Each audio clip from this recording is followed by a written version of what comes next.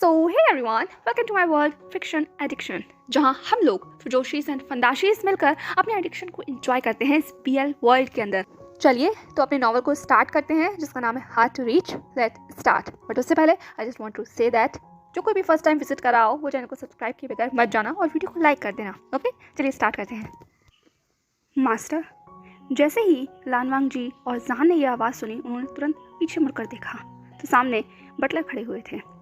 लानवांग जी ने अपनी कोल्ड और स्टर्न वॉइस में कहा, आप लोगों ने मुझे इन्फॉर्म क्यों नहीं किया कि डैड अपार्टमेंट में आ रहे हैं? सामने खड़े हुए बटलर ने तुरंत अपना सर बो करते हुए कहा, मास्टर, आपने कहा था कि आपको डिस्टर्ब ना करें, आप गेस्ट के साथ हैं, और जब एल्डर मास्टर आए थे तो हमने आपको कॉल किया था बट आपने पिक नहीं किया। ये कहते हुए बटलर की आवाज़ बहुत ही टिम्ड साउंड दे रही थी। लानवांग जी ने कहा, फॉरगेट इट, आगे से जब भी डैड अपार्टमेंट में आए आप मुझे कॉल करेंगे और अगर मैं कॉल पिक नहीं करता तो नॉक कीजिए डॉट पर। समझ में आया आपको ये बात? लानवांग जी की इतनी cold, authoritative and stern voice सुनकर वो बटलर तो वो कर ही रहा था, वहीं उसके उलट जहान को तो ये कुछ समझ ही नहीं आ रहा था। ये हो क्या रहा है? अचानक से ये पूरे घर का तापमान इतना ज़्यादा क्यों बदल गया है और ऊपर से लानवांग जी इतना ज़्यादा कोल्ड क्यों साउंड कर रहा है? अभी कुछ देर पहले तो वो लोग बिल्कुल ओके थे, पर अब क्या हो गया? और लानवांग जी के डैड वो इस तरीके से इतने अजीब पोजीशन में क्यों थे? ये फादर और सन इस तरीके से बात करते हैं? एक जहान को अपने और अपने डैड की कॉन्वर्सेशन याद आ गई। वो लोग तो कितना ज़्यादा फ्रेंडली होकर एक दूसरे से बात करते हैं। जब भी वो लोग आपस में बात करते हैं तो कोई कह नहीं सकता कि वो फादर और सन है, और उसके उलट यहाँ पर लानवांग जी किस तरीके से अपने डैड से बात कर रहा है। जहान अपने ख्यालों में डूबा हुआ था कि तभी लानवांग जी ने अपनी निगाहों को जहान की तरफ किया और उससे सॉफ्टली वॉइस में पूछा, जहान आर यू ओके? अब जाकर जहान कहीं अपने ख्यालों पर दुनिया से बाहर आया था। उसने हिचकिचाते हुए कहा, हाँ मैं ठीक हूँ।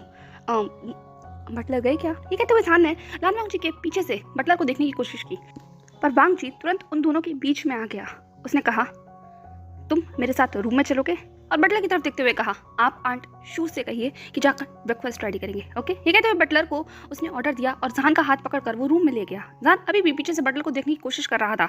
उसने वांग जी से कहा, अरे रुको तो सही, इतना तेज चलने की क्या जरूरत है? मुझे बटलर को विश तो करने देते।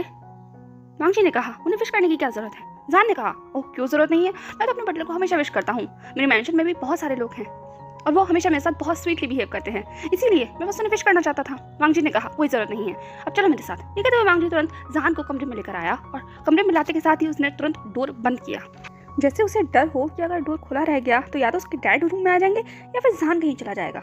जहान ने वांग जी के फेस को देखते हुए कहा, लान जान, क्या तुम मुझे बताओगे कि आखिर हुआ क्या है? तुम इतना ऑकवर्ड बिहेव क्यों कर रहे हो? मुझे अजीब लग रहा है। वांग जी ने कहा, कुछ नहीं, वो बस डैड आ गए ना अचानक से, इसलिए मैं थोड़ा सा शॉक्ड हो गया था, इसके अलावा और कुछ नहीं है। और तुम अपने स्लीपर्स तो पहनो, अदरवाइज में कोल्ड हो जाएगा। ये कहते हुए वांग जी तुरंत झटपटाता हुआ आगे बढ़ गया, वहीं वॉकिंग क्लोजेट के अंदर से स्लीपर्स निकालने के लिए। जान बस ये सारी हरकतों को देख रहा था, वो नहीं समझ पा रहा था लानवांग जी का स्ट्रेंज बिहेवियर। खैर उसने इस बात पर ज़्यादा ध्यान नहीं दिया और वांग जी को ज़्यादा पुश करने के बारे में भी नहीं सोचा, क्योंकि वो देख सकता था कि वांग जी इतना कंफर्टेबल नहीं है इस बात को लेकर। वांग जी ने तुरंत स्लीपर लाकर जान के पाँव के नीचे रख दी थी। उसने कहा, ये स्लीपर्स न्यू हैं, तुम इन्हें पहन सकते हो। जान ने कहा, कोई बात नहीं, मैं कौन सा यहाँ पर हमेशा के लिए रहने आया हूँ, तुम मुझे कोई भी स्लीपर दे सकते थे, न्यू निकालने की क्या जरूरत थी? ये कहते हुए जान ने वो कम्फी से स्लीपर्स पहन लिए थे, बिकॉज न्यू सूट्स यू। ये कहते हुए वांग जी ने जान की तरफ देखा। जान एक पल के लिए शॉक्ड हो गया था। उसने कहा, क्या कहा तुमने? वांग जी ने कहा, कुछ नहीं, और ये तुम्हारे मैसेज से है, लाओ मैं बना देता हूँ। ये कहते हुए वांग जी जान के पीछे आ गया था। जान ने कहा, नहीं मैं खुद बना लूंगा। ये कहते हुए जहान ने तुरंत अपने बालों को बंद बनाने के लिए ऊपर टाई किया ही था कि लानवांग जी ने जहान के हाथों के बीच में अपने हाथों को डालते हुए कहा, मैंने कहा ना मैं बना लूंगा, तो अपने हाथों को नीचे रख सकते हो। जैसे ये दोनों के बीच में स्किन कांटेक्ट हुआ, जहान थोड़ा सा नर्वस हो गया। उसने अपने हाथों को नीचे कर लिया। वो देख रहा था लानवांग जी कितना ज़्यादा ईगर है उसके बाल बनाने के लिए। उसने चक्कर करते हुए कहा, वांग जी तो मुझे बिल्कुल किसी बच्चों की तरह ट्रेन कर रहे हो, मैं कोई बेबी नहीं हूँ, मुझे ऐसे पैम्पर करना बंद करो, और ये मेरा डेली का काम है, मुझे तो याद भी नहीं है कि मेरे बाल कब से इतने लंबे हैं। जान ने अपने बालों को देखते हुए कहा। वांग जी ने कहा, तुम्हारे बाल बहुत ब्यूटीफुल है जान। वांग जी की वॉइस बिल्कुल जान के ईयर्स के नियर थी, इतनी नियर कि जान वांग जी की हॉट ब्रीथ को अपनी नेक पर फील कर सकता था, और ये उसकी पूरी बॉडी के अंदर गूज़बम्प्स देने के लिए काफ़ी थी। जान ने कहा, हाँ मुझे बहुत से लोगों ने कहा है। वांग जी के हाथ एकाएक रुक गए, उसकी आइज डार्क हो गई। उसने कहा, क्या कहा तुमने? जान ने कहा, मतलब ये कॉम्प्लीमेंट मुझे बहुत सारे लोगों ने दिया है। वांग जी ने एकदम से जान के बालों को पुल किया। जान ने कहा, मुझे लग जाएगा, क्या हुआ? वांग जी ने कहा, कुछ नहीं, क्या इससे पहले भी तुम्हारे बालों को किसी ने बनाया है? जान ने कहा, वैसे तो मुझे बालों को किसी ने नहीं बनाया, मुझे पसंद नहीं है कोई मेरे बालों को छुए, हाँ बट कभी कभार डैड बना देते हैं। वांग जी ने कहा, ओह तो तुम डैड की क्लोज हो? जान ने कहा ऑफ कोर्स, मैं और डैड तो बड़ी की तरह हैं, हम दोनों बैठ के बहुत बातें करते हैं, वो बिल्कुल मेरा किसी छोटे बच्चे की तरह ख्याल रखते हैं। मुझे याद आ गई उनकी, काफ़ी टाइम हो गया उनसे मैं मिला नहीं। कहते हुए जान अपनी दुनिया में खो गया था। वो देखना भूल गया कि वांगजी के फेस का कलर कैसे चेंज हो गया है। कुछ पल के बाद फाइनली इतने स्ट्रगल के साथ वांगजी ने जान के बालों को एक मैसी बन के अंदर कन्वर्ट कर दिया था और उसके कुछ फ्रिंजेस को भी उसके फेस के अराउंड निकाल दिया। वांगजी ने कहा इट्स डन। जान ने अपना चेहरा मिरर में देखते हुए कहा वाओ, तुम्हारी स्किल्स तो अमेजिंग हैं, तुमने तो काफ़ी ब्यूटीफुल तरीके से मेरे बालों को टाई कर दिया, मुझे अच्छे लगे। ये कहते हुए जान अपने चेहरे को देख रहा था। अचानक से उसने वांगजी के चेहरे की तरफ देखते हुए कहा तुमने आज से पहले किस किस के बाल बनाए हैं, तुम एक्सपर्ट दिखते हो। वांगजी का पूरा फेस ब्लश करने लग गया था, उसकी ईयर्स पिंक हो गए थे। वांगजी ने कहा अब मैंने किसी के नहीं बनाए, तुम भी मेरे फर्स्ट ही हो। जान ने कहा मुझे नहीं लगता, सच सच बताओ किसकी बालों को प्रैक्टिस किया तुमने, क्योंकि तुम्हारे हाथ मुझे प्रैक्टिस जैसे लग रहे थे। वांगजी ने कहा किसी के नहीं, बस जब मैं छोटा था तो मॉम के बना दिया करता था। जान ने कहा ओह सो क्यूट, अब तुम्हारी मॉम कहाँ है।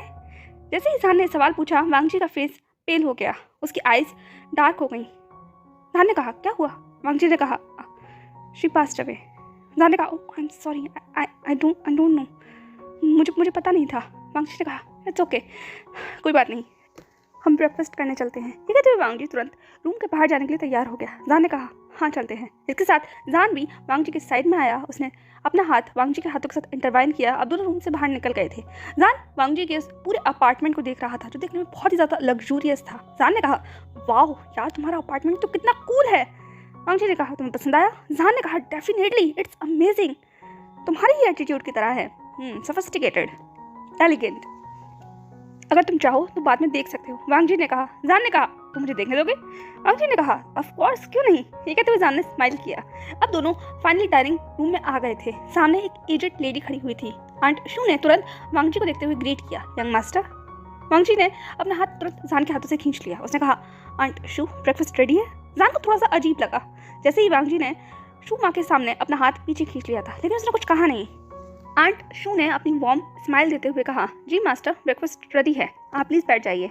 जैसे ही आंट शू ने जान वांगजी के पीछे देखा तो सामने जान खड़ा हुआ था अपने कंफ्यूज्ड फेस के साथ। आंट शू ने जान की तरफ देखते हुए कहा यंग मास्टर ये ब्यूटीफुल बॉय कौन है। जान ने अपने लिए ब्यूटीफुल वर्ड सुनकर अजीब सा महसूस किया, उसका फेस ब्लश करने लगा। उसने कहा मैं ब्यूटीफुल। जान वांगजी ने मुस्कुराहट देते हुए कहा आंट शू ये मेरा फ्रेंड है जान। जान आंट शू मेरी नैनी है। आंट शू ने कहा माय गॉड ये बॉय तो सच में कितना ज़्यादा चार्मिंग है, बिल्कुल किसी प्रिंस की तरह। जान ने कहा आंट आप तो मेरी कुछ ज़्यादा ही तारीफ कर रही हैं, वैसे आप भी कुछ कम नहीं हैं, बहुत ही गॉर्जियस लेडी हैं आप, नाइस टू मीट यू। ये कहते हुए जान ने अपनी चार्मिंग सी स्माइल दी। आंट शू ने हंसते हुए कहा फ्लर्टी, ओके बैठ जाओ, मैं आप लोगों को ब्रेकफास्ट सर्व करती हूँ। वांगजी ने मुस्कुराते हुए कहा तुम भी ना। जान ने कहा क्या, मैं तो सिर्फ उनकी तारीफ कर रहा था, वो सच में कितनी गॉर्जियस हैं। ये कहते हुए जान हंसने लगा। वांगजी ने कहा तुम सच में बहुत फ्लर्टी हो, एटलीस्ट आंट को तो तुम छोड़ ही सकते हो। वो दोनों बात कर ही रहे थे, इतने में आंट शू ने ब्रेकफास्ट लाकर टेबल पर रख दिया। जान ने अपनी शाइनिंग आइज के साथ कहा माय गॉड इतना ज़्यादा टेम्पटिंग ब्रेकफास्ट, सच में मैं बहुत ज़्यादा भूखा हूँ, मुझे बहुत भूख लग रही है, मैंने इतनी ज़्यादा मेहनत चुकी है। आंट शू ने कहा मेहनत की है, अब क्या कर रहे थे मास्टर। जैसे ही जान ने सवाल सुना उसका पूरा फेस रेड हो गया और वांगजी का फेस भी। जान ने कहा मैं। वांगजी ने कहा कुछ नहीं आंट कुछ नहीं, हाँ हम लोग बस सिर्फ काम कर रहे थे, बिजनेस रिलेटेड यू नो। जान ने कहा बिजनेस से रिलेटेड। वांगजी ने कहा हाँ। आंट शू उन दोनों के बीच की इस ऑकवर्डनेस को देख रही थी। आंट शू ने चक्कर करते हुए कहा हाँ यंग बॉयज कुछ ना कुछ तो करते ही रहते हैं, हम लोगों की तरह थोड़ी है जिन्हें सिर्फ बैठने का काम है। जान ने कहा बिल्कुल भी नहीं, अगर आप लोग नहीं होंगे तो हम जैसे बेवकूफ़ लोग क्या करेंगे, सच में हम जैसे लोग तो आपके ऊपर ही डिपेंडेंट हैं। आंट शू आप बहुत ग्रेट हैं। आंट शू ने कहा थैंक यू मास्टर। जान ने कहा हाँ मास्टर नहीं, आप मुझे जान कहिए प्लीज़। आंट शू ने कहा जान। जान ने कहा हाँ जान कहिए, मुझे जान सुनना बहुत अच्छा लगता है। आंट शू ने कहा ओके जान जल्दी से ब्रेकफास्ट कर लो अदरवाइज ठंडा हो जाएगा। जान ने कहा यस। इसके बाद जान आंट शू से बात करने लगा और ब्रेकफास्ट करने लगा। वांगजी सिर्फ ये पूरी सीनरी को देखकर समझने की कोशिश कर रहा था, जान कितनी जल्दी लोगों के साथ मिंगल हो जाता है, कितनी जल्दी उन लोगों को फ्रेंड बना लेता है। आंट शू से वो इस तरीके से बातें कर रहा है जैसे मान लो उन्हें कितनी सालों से जानता हो। और वहीं दूसरी तरफ वांगजी सॉफ्टली और शांति के साथ अपने ब्रेकफास्ट को कर रहा था, वो उन दोनों की सारी बातों को सुन रहा था और बीच बीच में हाँ ना ऐसा जवाब भी दे रहा था। अगले ही कुछ देर में उन दोनों का ब्रेकफास्ट कंप्लीट हो जाता है। वांगजी ने कहा जान इसके बाद तुम जाना चाहोगे। जान ने कहा हाँ डेफिनेटली मुझे घर जाना होगा, मुझे बहुत सारा काम है, इसके बाद स्टूडियो भी जाना है और हाँ सॉन्ग रिकॉर्डिंग के लिए भी जाना है, हाँ मुझे अब तो मुझे निकलना ही होगा। ये कहते हुए जान ब्रेकफास्ट टेबल से उठने लगा। वांगजी ने कहा ठीक है तो मैं तुम्हें ड्रॉप कर देता हूँ। जैसे ही वो लोग आगे बढ़ने वाले थे एकाएक वांगजी का फोन रिंग करने लगा। उसने देखा तो कॉलर आईडी पे मैनचिंग शो हो रहा था। जान ने भी वो नाम पढ़ लिया था और ये नाम पढ़कर उसे अजीब सा महसूस हुआ। वांगजी ने जान की तरफ देखते हुए कहा मुझे एक कॉल लेना होगा, ओके तुम थोड़ी देर यहाँ रुको, मैं भी आता हूँ। ठीक है तो वांगजी तुरंत फोन को लेकर वहाँ से जा चुका था और जान सिर्फ वांगजी को जाता हुआ ही देख रहा था। आंट शू ने कहा मास्टर। जान ने आंट शू की तरफ देखते हुए कहा आपने कुछ कहा आंट शू? आंट शू ने कहा कुछ नहीं, वैसे आप दोनों बहुत क्लोज महसूस होते हैं। जान ने कहा ऐसा कुछ नहीं है। ये कहते हुए जान अपनी नेक को रब करने लगा। आंट शू ने कहा सच कह रही हूँ, मैंने कभी भी यंग मास्टर को इतना मुस्कुराते हुए नहीं देखा। जान ने कहा मुस्कुराते हुए? वो तो वहाँ स्टैचू की तरह बैठा हुआ था, उनसे बात तक नहीं कर रहा था, आप कैसे कह सकती हैं वो मुस्कुरा रहे थे? क्योंकि वो खुश थे। आंट शू ने कहा। जान ने कहा खुश थे? पता नहीं, मुझे तो बिल्कुल कुछ समझ नहीं आया आंट शू। मुझे बिल्कुल भी समझ नहीं आता कि वो कब खुश होता है, कब नाराज होता है और कब गुस्सा करता है। हाँ बट उसकी आइज कभी कभी मुझे बता देती हैं। ठीक है तो जान अपनी ही दुनिया में खो गया था। आंट शू ने चकल करते हुए कहा हाँ सही कहा आपने, उनके फेस को देखकर आप नहीं समझ सकते बट हाँ उनकी आइज सब कुछ बता देती हैं। जान ने कहा सही कहा, उसके पास एक बहुत ही ज्यादा एक्सप्रेसिंग आइज हैं। आंट शू ने कहा आपको पता है आप फर्स्ट पर्सन हैं जिससे यंग मास्टर इस बड़े से मेंशन में लेकर आए हैं, वरना आज से पहले कोई भी यहाँ नहीं आया। जान ने शॉक्ड होते हुए पूछा कोई भी नहीं? आंट शू ने कहा कोई भी नहीं। जान ने कहा ऐसे कैसे हो सकता है, उसके पास तो फियांसे है ना, वो तो यहाँ आई ही होगी। आंट शू का फेस जो शाइन कर रहा था, स्माइल कर रहा था, वो एक जैसे फैल हो गया हूँ। उन्होंने कहा नहीं वो भी यहाँ नहीं आई। जान ने इस बदलते हुए माहौल को देखते हुए कहा क्या हुआ आंट शू, सब कुछ ठीक तो है? आंट शू ने कहा हाँ सब कुछ ठीक है, बस हाँ मैं ये कहना चाहती थी कि वो यहाँ नहीं आई। अगर यंग मास्टर को उनसे कभी मिलना होता है या तो वो बाहर होटल में मिलते हैं या फिर लैंड मैंशन के अंदर, यहाँ वो उन्हें नहीं लेकर आते। जान ने कहा पर ऐसा क्यों? इससे पहले आंट शू कोई भी जवाब दे पाती लान वांगजी वहाँ पर आ गया था। वांगजी के आते के साथ ही आंट शू शांत हो जाती है। वांगजी ने पूछा आप लोग क्या बात कर रहे थे? जान ने कहा हम कुछ बात नहीं कर रहे थे, तुम्हारी बात हो गई? वांगजी ने कहा हाँ मेरी बात हो गई है, क्या हम चले अब? जान ने कहा हाँ चलते हैं। इसके बाद जान वांगजी के साथ वहाँ से चला गया और आंट शू उन दोनों को जाते हुए देख रही थी, चेहरे पर मुस्कुराहट नहीं है। 1 महीने बाद पूरा 1 महीने का समय गुजर गया था और इस 1 महीने के अंदर बहुत कुछ बदला था।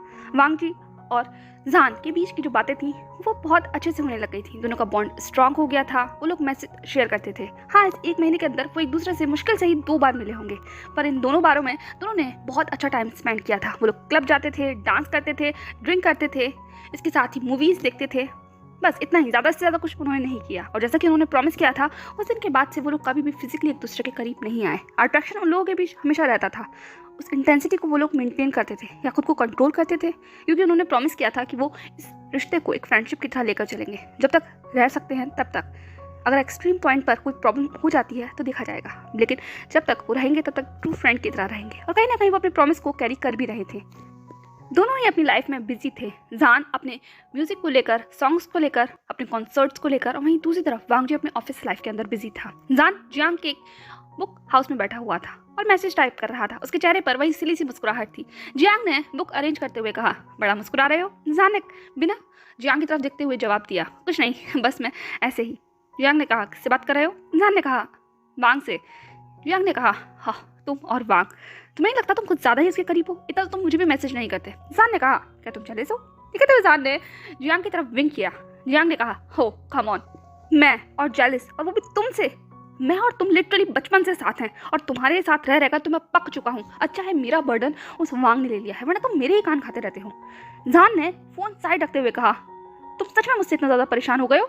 ये तो बहुत गलत बात है, पर याद रखना मैं तुम्हारा पीछा कभी नहीं छोड़ूंगा, कभी भी नहीं। ये कहते हुए जान जियांग की तरफ देखने लगा। जियांग ने कहा सच में मुझे पता है कि तुम बिल्कुल च्युइंगम की तरह हो, एक बार जैसे चिपक जाते हो तो चिपक ही जाते हो। जान ने कहा हाँ क्योंकि मुझे पसंद है चिपकना। ये कहते हुए उसने जियांग को गले लगा लिया। जियांग ने तुरंत जान को धक्का देते हुए कहा हटो मेरे पास से, अगर हाउसवान ने देख लिया ना तो वो सच में तुम्हें किक करेगा। जान ने कहा वो मुझे कुछ नहीं करेगा, क्योंकि उसे पता है कि मैं तुमसे कितना प्यार करता हूँ। हाउसवान ने कहा कौन किससे प्यार करता है? जैसे ही जियांग ने हाउसवान की आवाज़ सुनी उसने तुरंत जान को धक्का दे दिया। उसने अपने कपड़े ठीक करते हुए कहा तुम यहाँ क्या कर रहे हो? हाउसवान ने कहा वो छोड़ो, ये बताओ कौन किससे प्यार करता है? जान ने कहा मैं प्यार करता हूँ हमारी डार्लिंग से, हमारी जियांग से। ये कहते हुए जान ने जियांग की गर्दन में हाथ डाल लिया था और उसे अपने करीब खींच लिया था। पर ये चीज़ हाउसवान को कहाँ गवारा होने वाली थी। वो तुरंत उन दोनों के बीच में गया, जान को जियांग से अलग किया, जियांग को गले लगाया और जान की तरफ घूरते हुए देखते हुए कहा मैंने तुमसे कितनी बार कहा है मेरे डार्लिंग से दूर रहा करो, और वो मेरा स्वीट हार्ट है, सिर्फ मेरा, बाकी तुम्हारा वो दोस्त हो सकता है, इसके अलावा और कुछ नहीं। समझ में आया तुम्हें? ये कहते हुए वो जान को घूरने लगा। जान ने कहा, लिटरली तुम लोग इतने समय से रिलेशनशिप में हो पर अभी भी तुम बिल्कुल किसी जेलस हस्बैंड की तरह बिहेव करते हो। अब तो तुम लोगों को शादी कर लेनी चाहिए, यही लास्ट ऑप्शन है। जैसे ही जान ने ये शब्द कहे, हाउशवान की तो आंखें चमक गई और जियांग का पूरा चेहरा पिंक हो गया। हाउशवान ने कहा, व्हाट एन आइडिया जान, वाओ ये तो सच में बहुत ऑसम आइडिया है। जियांग क्या कहते हो, क्या अगले महीने हम लोग शादी कर लें? वैसे भी तुम्हारा बर्थडे आ रहा है, अगले महीने तक हम लोगों को सेटल हो जाना चाहिए, उसके बाद हम लोग हनीमून पर चलेंगे। ये कहते हुए वो अपनी ख्यालों की दुनिया में न जाने कितना आगे निकल चुका था। जियांग ने लगभग हाउशवान के कान पकड़ते हुए कहा, क्या कहा तुमने? शादी और हनीमून छोड़ो, पहले ये बताओ क्या तुमने सारे बिल पे कर दिए? हाउशवान ने कहा, हाँ मैंने पे कर दिए। जियांग ने कहा, तुम्हें बिल पे करना तो याद नहीं रहता, तुम शादी और हनीमून क्या करोगे? छोड़ो, ये सब तुम्हारे बस की बात नहीं है, हम डेटिंग लाइफ में ही खुश हैं। और तुम जान, तुम ये बताओ तुम्हारा क्या चल रहा है, तुम्हारा सॉन्ग कंप्लीट हुआ? जान ने कहा, हाँ कुछ नई चीज़ों पर मैं काम कर रहा हूँ, अभी कंप्लीट तो कुछ नहीं हुआ है, हाँ बट प्रोसेसिंग में है। जियांग ने कहा, अच्छी बात है।